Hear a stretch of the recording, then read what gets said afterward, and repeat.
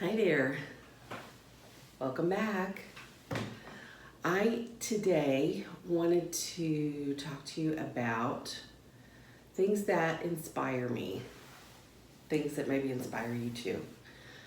We all need a little bit of inspiration from time to time, don't we?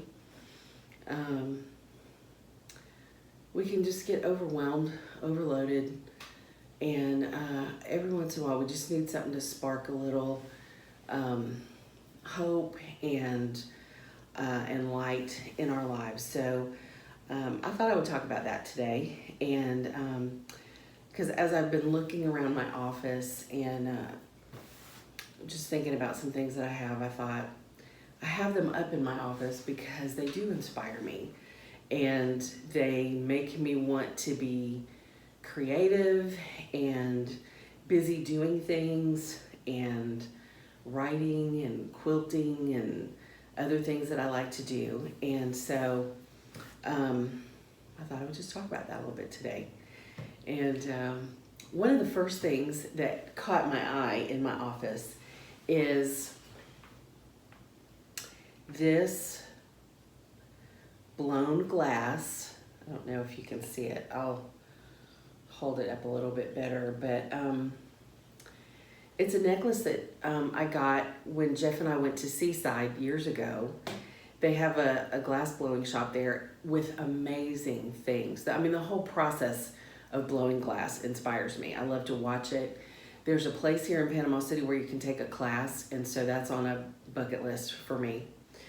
But there's a little jellyfish in the middle of that. I don't even know if you could see it. I'll try to take a better picture maybe and put it in there.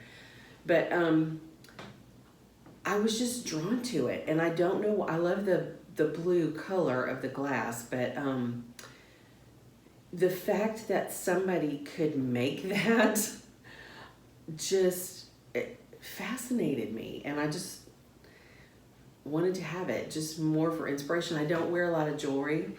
I have worn this sometimes, but mostly I just like looking at it because it represents the skill of the artist, and I don't know, it just one of those things that just makes me want to be creative. I could never do this, but I do want to take a class one day and just see if I could make something. But that's one of those things, just because it represents the skill of the artist to me. And so I have that hanging up in my office. Another thing that I have is this beautiful cross. One of my friends that I worked with when I was at hospice gave this to me. And he and his wife had been on a trip, and I covered for him while he was gone. And so it's just gorgeous. And I love the colors of it, and it's just beautiful. And it's, I think just the beauty of it inspires me. I love to look at it. I love to think about the little angel's wings on here, painted on here, beautiful flowers. It's just one of those things, the beauty of it, I think, just strikes me every time I look at it. So I have that hanging up in my office as well. And just love looking at it. And it reminds me of my friend that I worked with, and just his generosity, and to, you know, it wasn't necessary, but he brought that back for me, and I just loved it. I love it. Sometimes sayings inspire me, and I have put this one in blog posts before, on Facebook, but I love it. It's a quote by Irma Bombeck, and I have had this for years in my office. I love it. It says, "When I stand before God at the end of my life, I would hope that I would have not a single bit of talent left and could say, I used everything you gave me." And that's what I want to be like. I am not a master of any skill, not one. But I have things that I like to do. And I have other things that I would like to learn how to do. But I don't want to get to the end of my life and regret things that I didn't do and I didn't try. I would much rather have tried things and made a mess of them, although I don't really want to. You know, I want to try something and be successful at it the first time. I do get impatient about that, but I would, as much as that irritates me, I would rather do that over and over again than get to the end of my life and say, I really wish I had tried that. I thought about it all the time over all these years and I never tried it. And that's not a regret I want to have. So I keep this in my office as a reminder to just use every little bit of talent that I have. It doesn't have to be master's level or highly skilled. It just needs to be, sometimes it's even more of a want and a wish than it is a talent, you know? So that is definitely an inspiration to me. I have a friend from my writers group. Her name is Michelle. She writes beautifully, but she also has a skill at making necklaces from glass pieces, and they're beautiful. And I bought one of these. Again, I don't wear a lot of jewelry, but every time I see these, she posts pictures on Facebook. Every time I see these necklaces, I am just struck by the beauty of them. She calls them, they come with a little card. I will put a better picture in there, but that's what it looks like. All different colors she makes. It's called The Beautifully Broken Message. And her card says, regardless of your denomination, or even if you're a prodigal, we are still one church. If your heart is broken, Jesus can mend it. If your life feels shattered, he can restore it. God, in his mercy and grace, redeems our brokenness by making us something new in Jesus Christ. The light in dichroic glass, I don't know if I said that right, is seen in its brilliance only because it has been transformed in extreme heat. Such is our testimony. He is with us in the furnace. Daniel 3:25. Beloved, know that God sees your purpose, value, and beauty. Like this necklace, you are one of a kind. You have unique gifts and talents, and they are needed as a reflection of God's love in the world. I love that part. If you let him work in you, you will be more than you ever thought you could be. May you know God's blessing today and always. You are holy and dearly loved, Michelle. And her business is called The Prodigal Artist. I'm going to put this up there so you can see it. I would love for you to look at her website or follow her on Facebook and you can see what she's doing. Gorgeous stuff. But this is the message behind it that she wants to get to people. And I love that. I love what she makes. I'm just inspired by the beauty of it, the colors, and just the richness of it. But also her message, what she's doing. And she is just wanting people to know you're never too broken for God to redeem and use. And I love that. Our world needs to hear that.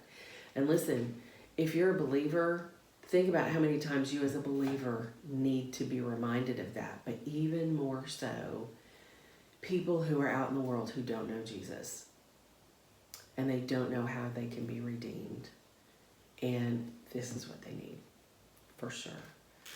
So I'm gonna put a link up there if I can figure out how to do a link, and I may just put the information up there. But check out her website or her Facebook page, and you'll see all the beautiful stuff that she makes. Gorgeous, gorgeous stuff. I love her. She's just, her spirit is wonderful. Just wonderful. She has the most beautiful smile. It just lights up her whole face. And so, I mean, she knows what she's talking about. So, something else that inspires me, I love to read people's stories.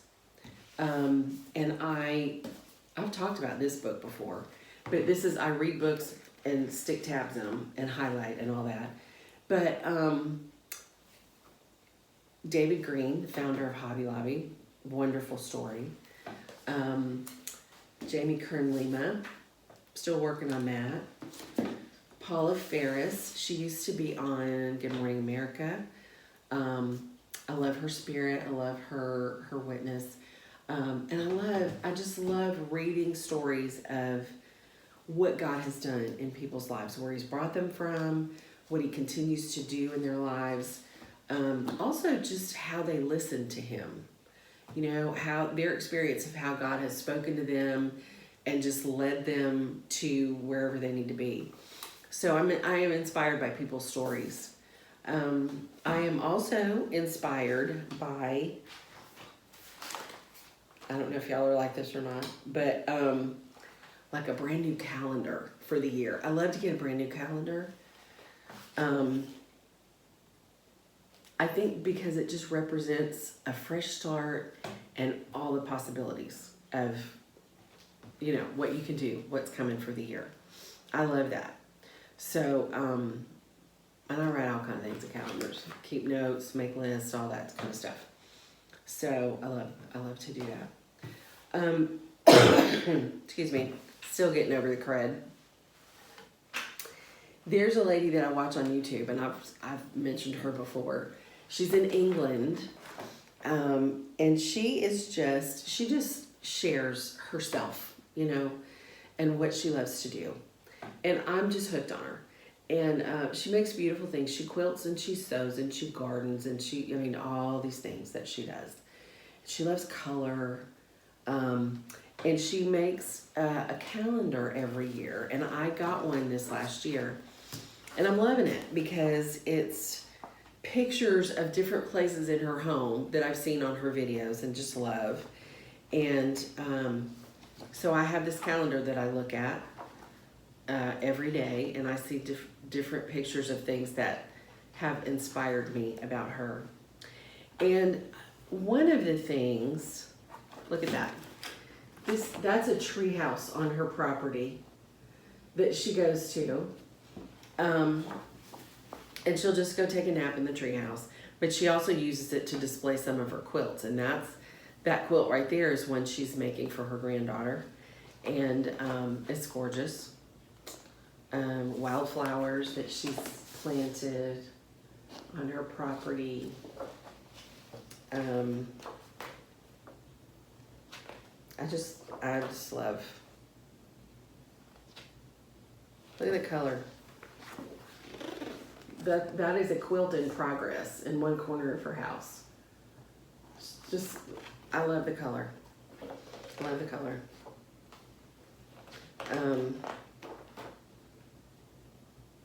Her new spinning setup in one of her back porches. You know. Excuse me. I just love the stuff that she does. And I think she's so popular because she just is who she is, you know? She makes mistakes. Her favorite thing is just give it a go. Just give it a go. That's what I do. I just give it a go. And she inspires me to do that too. Just give it a go, you know? She started her Facebook channel about 5 years ago, and just doing what she does, just sharing with people. She's had different opportunities come her way. One of them was to make some bunting for the Tate Museum in London for the Queen's Jubilee. Can you imagine? So she got to do that. She is partnered with Aurifil, that's just a thread company. But she now has her own little box of her favorite colors.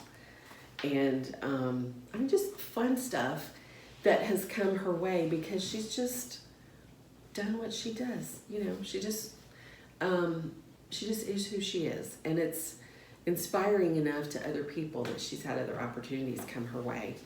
And I think that happens sometimes when we're just doing what we do and sharing that with other people, the good, the bad, the mistakes, whatever, she does that. There is some of the stories, one of the stories that I'm just really inspired by is the Gee's Bend women in Alabama and their quilts, and I'll put a little picture up there. We went to visit and saw them, but their story is amazing. I won't tell it right now, but if you have a chance to look them up, there is a YouTube video that tells their story, which is amazing. It's brought them from obscurity and poverty to some of their quilts have hung in the National Museum, and people pay many thousands of dollars for those quilts now. But it's amazing, I love their story of where God has brought them, and it's fun. So look it up if you have a minute, if you're interested in that kind of thing. I am also very inspired by nature. One of the things that I've done a lot is I'll just take pictures of the sky. My favorite is, when it's blue and there's just white fluffy clouds everywhere. I love that. And just things that you find in nature, sunsets, sunrises, the gorgeous colors. Animals, that as you learn about animals, you just realize how amazing God is. And I don't honestly know how people can see nature every day and not believe that there is a divine creator, an intelligent creator who made all of that. There's a verse in Romans 1:20. For since the creation of the world, God's invisible qualities, his eternal power and divine nature, have been clearly seen, being understood from what has been made, so that men are without excuse.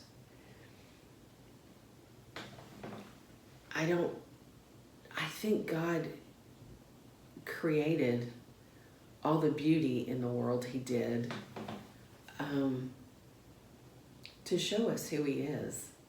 And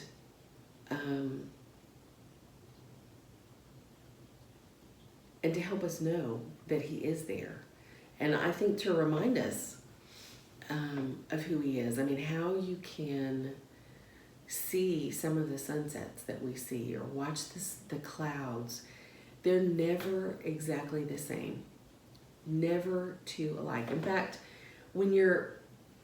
sometimes I'll sit out on my porch and I'll look at the clouds and just watch them. And if you watch them long enough, they're moving and they're blowing and they're changing. Even in 5 minutes, in the space of 5 minutes, they change and they're not the same. Like fingerprints or snowflakes or something.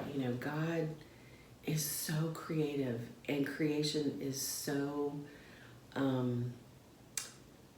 constantly changing. It is alive and active and vibrant.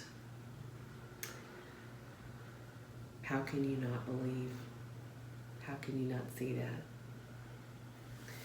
So I am, these are things that inspire me. And I'd love to hear what inspires you.